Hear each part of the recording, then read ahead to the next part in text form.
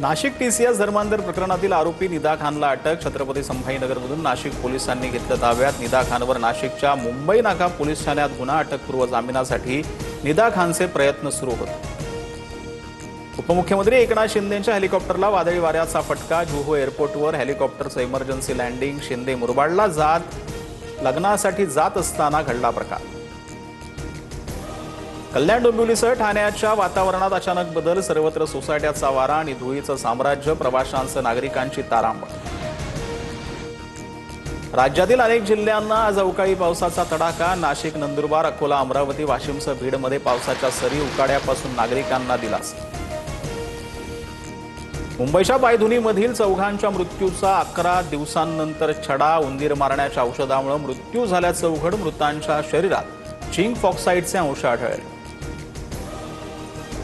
2029ला देखील सुनेत्रा पवार बारामतीतून निवडणूक लढवतील। सुनेत्रा पवारांनी मुख्यमंत्री व्हावं अशी बारामतीकरांची इच्छा। जय पवारांचं वक्तव्य।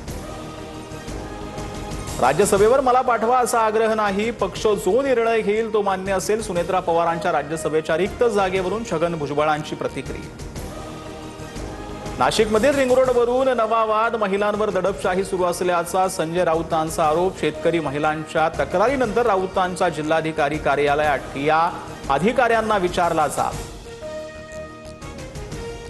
तमिळनाडूतून सत्ता स्थापनेसंदर्भात विजय थलपतींकडून पुन्हा राज्यपालांची भेट। तर आधी बहुमताचा आकडा सादर करा मगच शपथविधी। राज्यपाल अलकेकरांची भूमिका, सूत्रांची माहिती। पश्चिम बंगालमधील ममता बॅनर्जींचं सरकार बरखास्त। राज्यपाल RN रवींचे लेखी आदेश। ममता सरकारचा आज कार्यकाळ संपल्यानं निर्णय। ममता बॅनर्जींनी राजीनामा देण्यास दिला होता नकार।